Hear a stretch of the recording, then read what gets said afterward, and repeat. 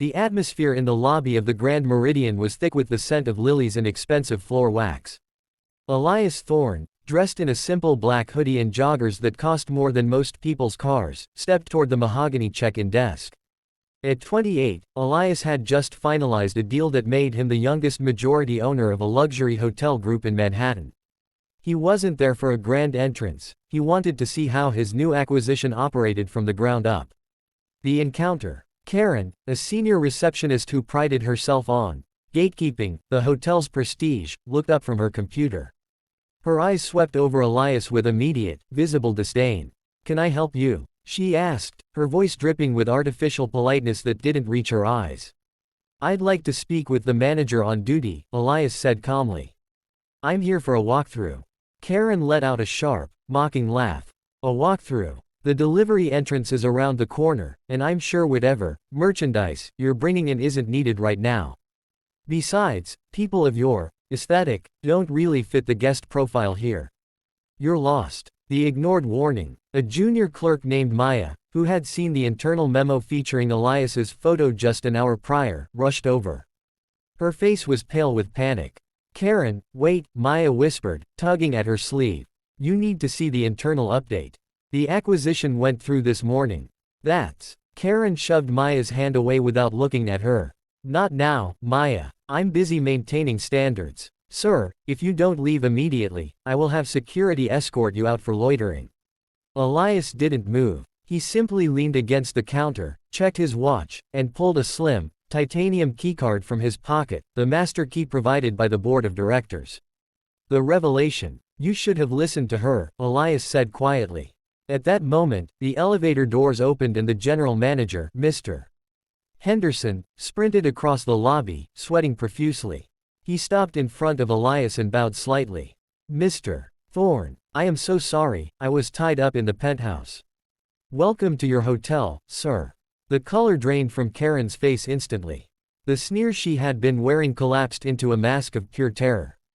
She looked from the general manager to the young man she had just insulted, then down at the master keycard on the desk.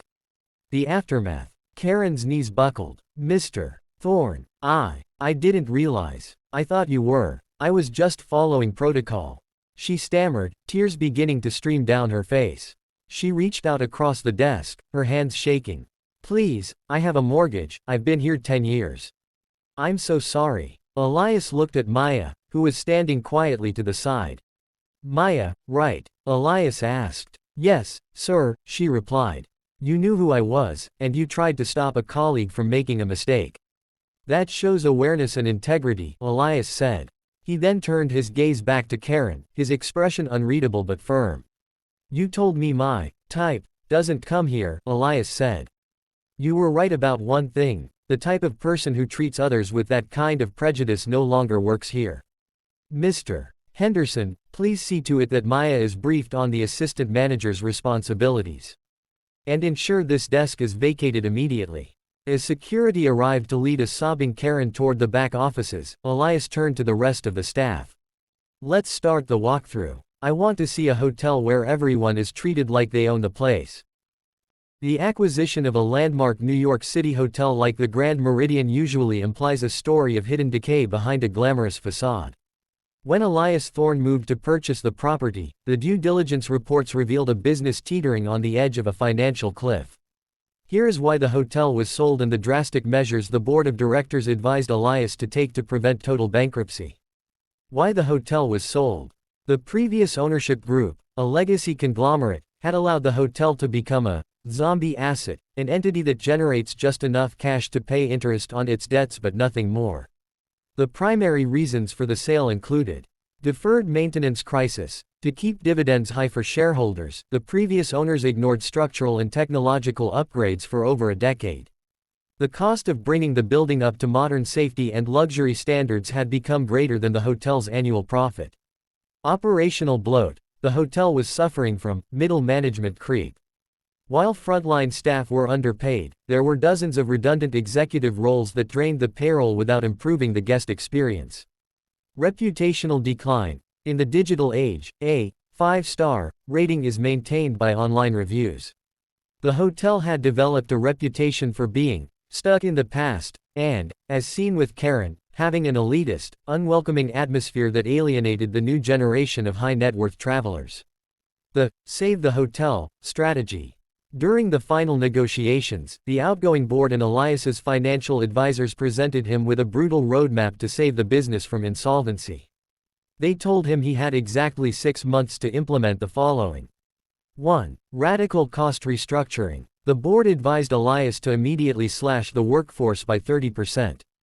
They suggested cutting non-essential guest amenities, like 24-hour room service and the luxury car fleet, to prioritize debt servicing. 2. Digital transformation. The hotel was still using paper-based booking systems for many internal functions. Elias was told he needed to integrate a proprietary AI-driven property management system (PMS) to optimize room pricing in real time, ensuring the hotel stayed at 90% occupancy even during off-peak seasons. 3. Rebranding the vibe. To avoid bankruptcy, the hotel needed to pivot away from old money, exclusivity and toward new tech, luxury.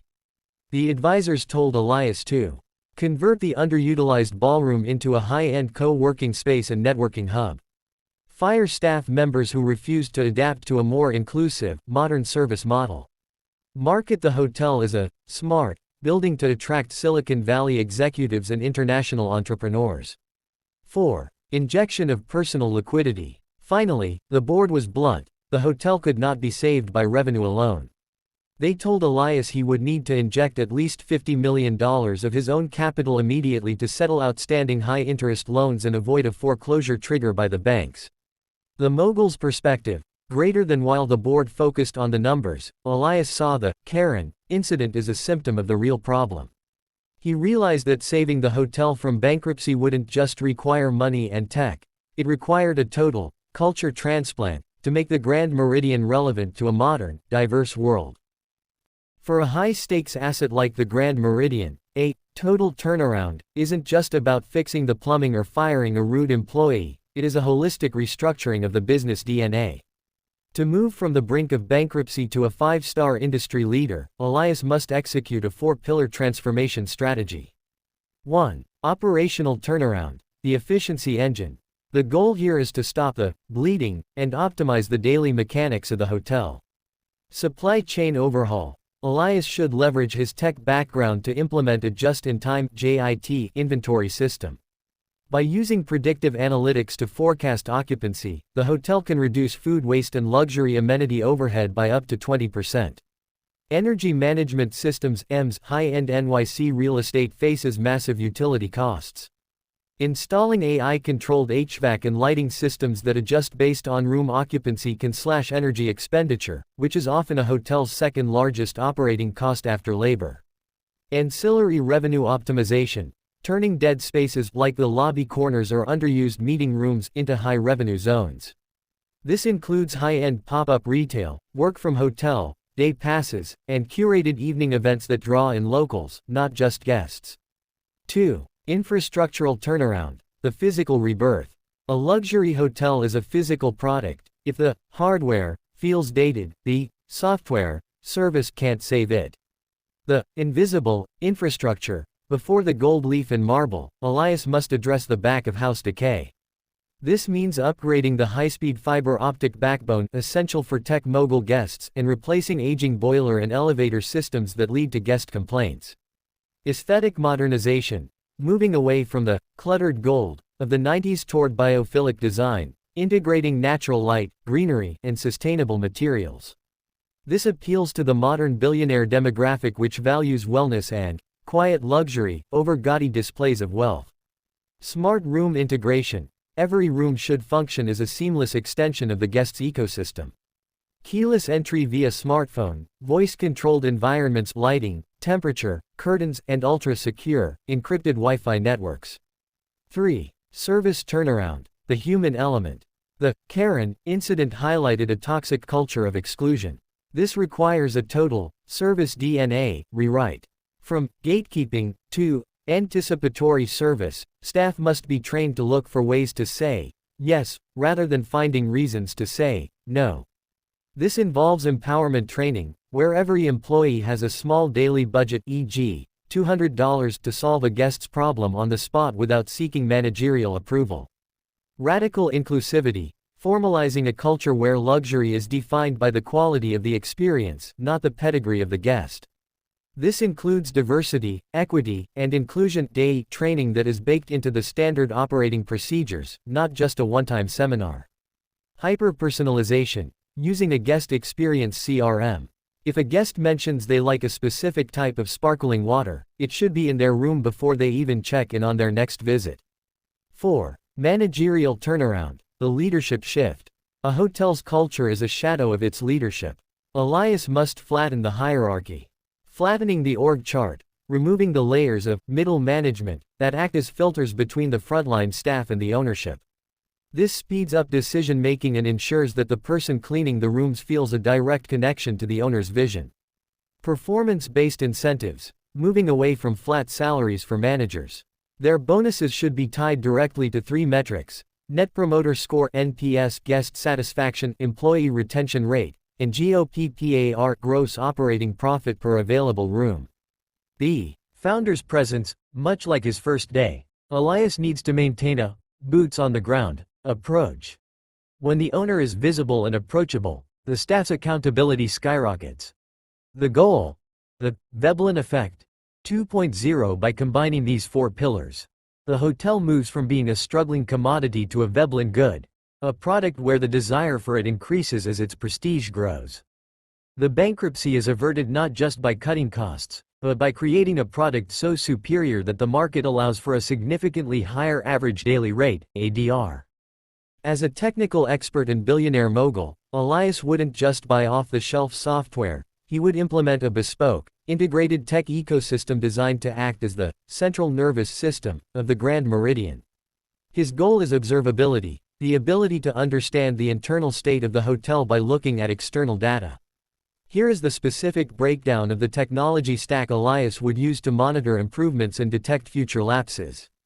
1. The data foundation. Unified data lake. Traditional hotels suffer from data silos. The front desk doesn't know what the kitchen is doing. Elias would unify all inputs into a single source of truth. Technology. Snowflake or Google BigQuery. Function. This stores every event in the hotel, from a light bulb burning out to a guest checking in. Operational monitoring. By aggregating data from the point-of-sale POS property management system (PMS) and IoT sensors, Elias can run complex queries to see if service speed correlates with staffing levels in real time. 2. Infrastructure and IoT, the digital twin. To track physical lapses like a broken elevator or a room that isn't cooling properly before a guest complains, Elias would implement a digital twin. Technology. Azure Digital Twins or AWS IoT Twin Maker. Function. A 3D virtual model of the hotel synced with thousands of MQTT-enabled sensors. Lapse detection. If the vibration sensors on elevator B exceed a certain threshold indicating a mechanical lapse, an automated ticket is generated for maintenance. If a room's humidity rises, it flags a potential plumbing leak. Energy tracking. Real-time monitoring of the grid to identify energy vampires, areas where power is being wasted despite zero occupancy. 3. The service layer, stack, AI-driven CRM. To prevent Karen-style lapses, the human element must be monitored via sentiment and behavioral data. Technology. Salesforce Industries Hospitality integrated with Gainsight. Sentiment analysis. Elias would use natural language processing (NLP) like OpenAI Whisper or Google Cloud Natural Language to analyze guest feedback across Yelp, Google, and internal post-stay surveys. The bias trigger. Elias could program an anomaly detection algorithm. If a specific staff member consistently receives lower satisfaction scores from a specific demographic of guests, the system flags a cultural alignment audit for hour. This prevents microaggressions from going unnoticed. 4. Managerial observability, real-time dashboards. Elias doesn't want to wait for a monthly report. He needs a war room view of the hotel's health. Technology. Tableau or Grafana usually used for server monitoring, but repurposed for the hotel. Key performance indicators KPIs tracked. RevPAR revenue per available room, real-time pricing fluctuations. TTR time to resolution, how long it takes from a guest request, e.g., I need extra towels, to fulfillment. Employee NPS, anonymous, real-time, pulse, surveys of staff morale to prevent burnout and turnover. 5. Security and privacy, the fortress stack. Given his high-profile status and the status of his guests, the network must be impenetrable. Technology, Palo Alto Network's next-general firewalls and CrowdStrike for endpoint protection. Guest privacy, a decentralized identity DID system for guest check-in, allowing VIPs to enter the hotel and their rooms using encrypted biometric tokens on their phones, bypassing the front desk and potential bias entirely. 6. Detecting future lapses, predictive maintenance (ML). Instead of reacting to problems, Elias uses machine learning (ML) to predict them. Technology, TensorFlow or PyTorch models running on the data lake. The early warning system, the model analyzes historical data to predict when the hotel is likely to fail. Example, if the model notices that TTR, time to resolution, is slowing down on Friday nights, it can automatically suggest increasing the housekeeping staff for that shift 2 weeks in advance. Example, it can predict when the HVAC system in the West Wing is likely to fail based on weather patterns and current wear and tear, allowing for repairs before a guest even notices a temperature shift. The mogul's override. Elias would likely have a custom-built mobile app, let's call it Meridian Prime, that gives him a God view of the property. If a Karen incident occurs, or if the service sentiment drops below a 4.5 in any 1-hour window, his phone vibrates with a high-priority alert. This tech stack transforms the hotel from a passive building into an active, learning organism that self-corrects before human error can cause permanent damage. To transform the Grand Meridian from a bankrupt, culturally toxic, zombie asset, into a global leader in high-tech luxury, Elias Thorne must implement a 5-year strategic velocity plan. This plan isn't just about survival, it's about redefining the category of hospitality. Year 1, the foundation and cultural debridement. Focus, stopping the financial bleed and resetting the human standard. Quarter 1, complete the middle management purge. Replace legacy gatekeepers with tech-forward leaders. Install the basic data lake and IoT sensors. Quarter 2, the invisible renovation. While the hotel remains open, crews work floor by floor to install fiber optics and smart room hardware behind the walls. Quarter 3, launch Meridian University. This is the intensive training program where staff like Maya are fast-tracked into leadership using the AR and gamified systems previously discussed. Quarter 4, market pivot. The hotel officially drops the old money branding. Elias hosts a massive Tech for Good summit at the hotel to signal the new era to the world. Year 2, the digital twin integration. Focus, operational efficiency and predictive performance. Implementation, the digital twin goes fully live. The building now talks to the staff. The AI concierge, launch of an AI-driven guest interface that handles 80% of routine requests, towels, bookings, room service with 0% friction, allowing human staff to focus only on high-value, emotional interactions. Sustainability milestone. The hotel achieves net zero operational status through AI-optimized energy grids, attracting a new wave of eco-conscious billionaire travelers. Financial goal, achieve break-even. The $50 million injection from year 1 has stabilized the debt, and the new ADR average daily rate begins to cover all operating costs. Year 3, ecosystem expansion and the Meridian Club. Focus, building a community, not just a guest list. The membership model. Elias launches an exclusive, blockchain-verified membership program. Holders get guaranteed room availability, access to the founder's company working penthouse, and private networking events. Ancillary growth. The hotel's ground floor becomes a tech incubator hub. The revenue from day passes for local entrepreneurs rivals the revenue from room stays. Predictive service maturity. The ML models are now so accurate they can predict a guest's needs before the guest realizes them, e.g., the system knows a guest's flight was delayed and automatically pre-orders their favorite late-night meal to their room. Year 4, global scaling and intellectual property (IP). Focus, turning the hotel's operating system into a product. Software as a service (SaaS), Elias realizes the tech stack he built for the Grand Meridian is better than anything on the market. He begins licensing the Meridian OS to other luxury boutique hotels globally. Total infrastructure refresh. Using the profits from years 2 and 3, Elias performs a high-design aesthetic overhaul, commissioning world-renowned artists to integrate digital art installations into the lobby. Financial result. The hotel moves into high profitability, the debt is 60% retired, and the asset value has tripled since the acquisition. Year 5. The new standard, and final results. Focus. Legacy and market dominance. The resulting asset, the Grand Meridian, is now ranked the #1 hotel in the world by multiple industry bodies. Operational excellence. Employee turnover is at a historic low, under 5%, as the staff are the highest paid and best trained in the industry.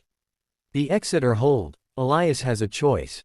He can sell the hotel for 10x his initial investment or keep it as the flagship for a global chain of Meridian properties. The 5-year results table.